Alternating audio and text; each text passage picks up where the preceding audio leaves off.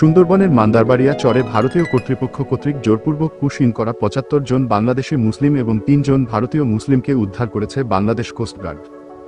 বাংলাদেশি মুসলমান এবং ৩ জন ভারতীয় মুসলমান নাগরিককে জোরপূর্বক পুশ-ইন করানো হয়। পরবর্তীতে তারা মান্দারবাড়ি ফরেস্ট অফিসে আশ্রয় গ্রহণ করলে বাংলাদেশ কোস্টগার্ডের কাছে খবরটি আসে। বাংলাদেশ কোস্টগার্ড এই সংবাদ প্রাপ্তির পরপরই দ্রুত ঘটনাস্থলে জাহাজ এবং বোট প্রেরণ করে। ঘটনাস্থলে পৌঁছে আমরা প্রথমেই আতঙ্কিতকে উদ্ধার করি, তাদেরকে চিকিৎসা প্রদান করি এবং তাদেরকে প্রয়োজনীয় খাদ্যদ্রব্য প্রদান করি। এই ৭৮ জন থেকে ১০ জনের অবস্থা আমরা তৎক্ষণাৎ অত্যন্ত গুরুতর, তাদেরকে উন্নত চিকিৎসার জন্য আমাদের এই ৭৮ জনের কথা বলে আমরা যেটা জানতে পারি এবং তাদের ভাষ্য মতো তাদের অধিকাংশই ভারতের গুজরাটে বসবাস করছে দীর্ঘদিন এবং তারা বিভিন্ন পেশায় নিয়োজিত ছিল। গত ২৬ এপ্রিল গভীর রাতে ভারতীয় পুলিশ কর্তৃক তাদের বাসায় গভীরতা হানা দেয় এবং বুলডোজার দিয়ে তাদের ঘরবাড়ি ভেঙে দেওয়া হয়। তাদের পরিবারের সামনে তাদেরকে অমানবিক অত্যাচার, শারীরিক নির্যাতন এবং ধর্মীয় অবমাননার সূচক মন্তব্য প্রদান করে।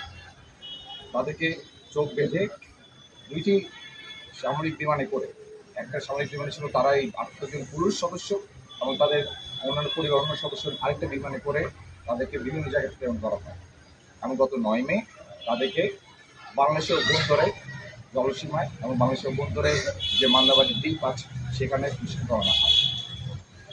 তাদের মাধ্যমে এবং তাদের ভাষ্য মধ্যে এটাও জানা যায় যে তাদের উপর যে অত্যাচার করা হয়েছিল সেটা তাদের পরিবারের সামনে করা হয়েছিল এবং তারা জানে না যে তাদের পরিবার এখন কোথায় আছে।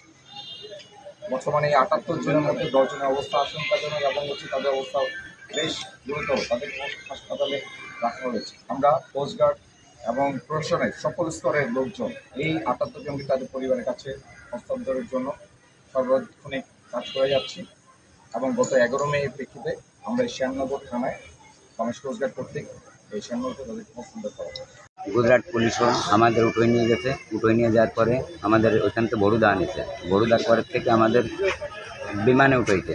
বিমানে উঠে হাত পাও বেঁধেছে, হাত পাও বেঁধে চোখ বেঁধেছে। চোখ বেঁধে কোথায় নিয়েছে আমরা এটা সঠিক জানি না। তারপরে আমাদের হাত পাও বান্ধা ছিল, চোখ বান্ধা ছিল।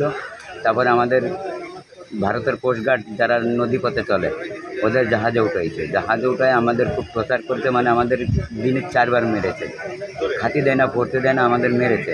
মারার পরে আমাদের ওইভাবে ভাইন্দে রাখে, আবার কি আমরা একটু পানি চালিয়ে আমাদের মারে, যদি একটু পেশাব করার কথা বলি তাও আমাদের মারে। সবভাবে আমাদের টর্চার করছে। টর্চার করে আমাদের চোখ বেঁধে ৩ দিন পরে আমাদের স্পিড বোটে উঠাইছে। স্পিড বোটে উঠাইয়া সুন্দরবনে আমাদের ফেলে যেতে আমরা এখানে ছিলাম। তারপরে আমরা একটা টাওয়ার দেখতে পাই, টাওয়ারের খুব সুন্দর আলো জ্বলছে। ওই টাওয়ারটা দেখে আমাদের মনে হচ্ছে যে আমাদের এখানে অনেক লোক আছে। সেভাবে আমরা ওই পানিপথে সাতটাই ওই টাওয়ারের ধারে গেছি। টাওয়ারের ধারে যাই আমরা দেখি আমাদের বাংলাদেশের ফরেস্টার ওদের কাছে গেলে ওরা আমাদের আচ্ছাড়া গিয়ে ওরা আমাদের এই কোস্টগার্ডকে বাংলাদেশের কোস্টগার্ড আমাদের এখানে এনেছে। ২৬ তারিখে রাত ৫টার দিকে আমাকে আটক করেছে।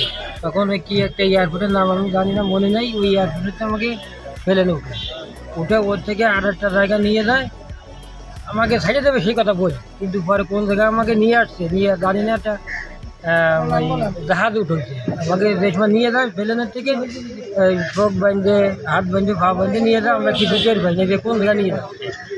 তখন জাহাজের পর নিয়ে রাখি ওই জায়গায় আমাকে ৩ দিন রাখে। ৩ দিন রাখে আমাকে খাদ্য খাবার দিয়ে নেই, মারধর করেছে পড়েছে। এরপরে ৩ দিন পর একদিন রাত হয়তো আনুমানিক ৯টা ১০টা এরকম ওই জায়গাতে আমাকে ছোটো একটা নদীতে ওই